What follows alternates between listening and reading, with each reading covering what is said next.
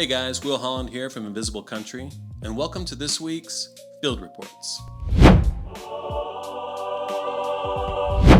Field Reports is a segment that I do weekly, looking at phenomenon to UAP news. I pick one thing that I find interesting and do a quick dive in for you. So this week I want to talk about Lue Elizondo and his recent comments about government documentation, perhaps photos, of monolithic structures on the dark side of our moon. Which is wild, I know. And I really didn't want to do a segment about the moon because it can get pretty conspiratorial, but there's just too many data points recently to ignore, from government documents to astronaut testimonies, audio transcripts, and even whistleblowers coming forward about the subject. So today I want to talk about who is Lue, what is the data that's out about the moon, and then what are his recent comments kind of directing us towards in this era of disclosure. So let's start with, who's Lue?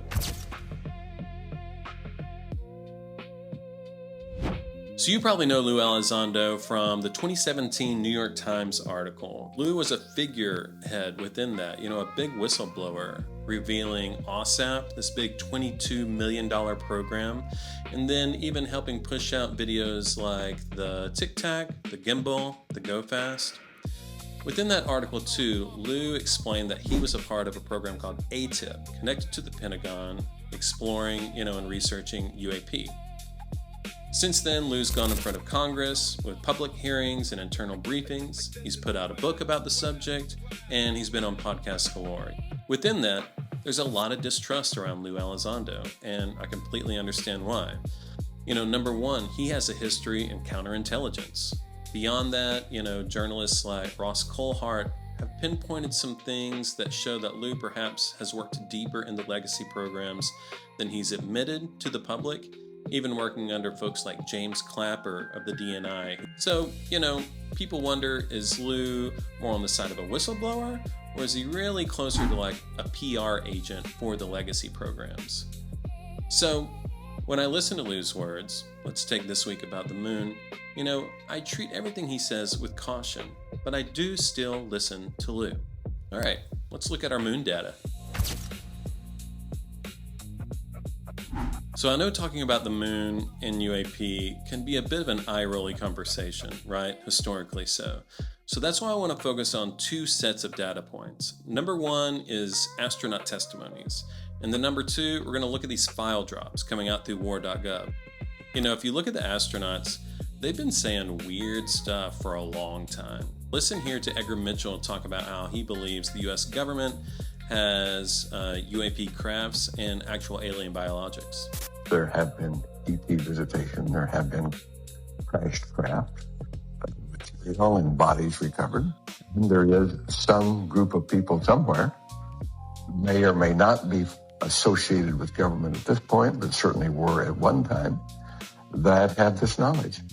And now check out this clip by acclaimed astronaut Gordon Cooper, where he said he was actually at Edwards Air Force Base when a UAP came and landed on the airstrip. A precision landing facility we were putting in right on the edge of the dry lake, and this saucer flew right over him and put down 3 little gear and landed out on the dry lake bed. So what are we getting from these file drops? Well, there's a lot of stuff. First you can look at the recent drop showed photos of a triangular object in the Earth's atmosphere taken by the 1996 crew of the Columbia shuttle.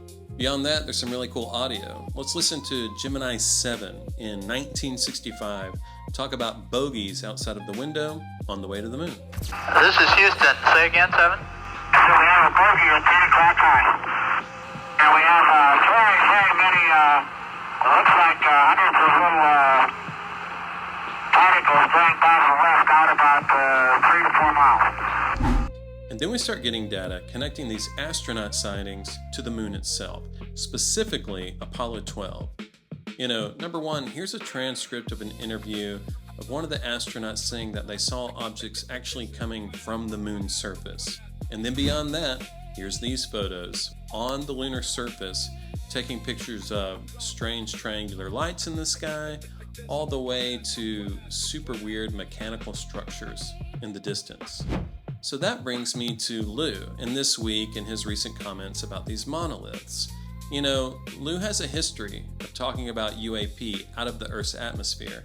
In fact, you can hear him tease, this footage that supposedly exists coming from the International Space Station. Listen here.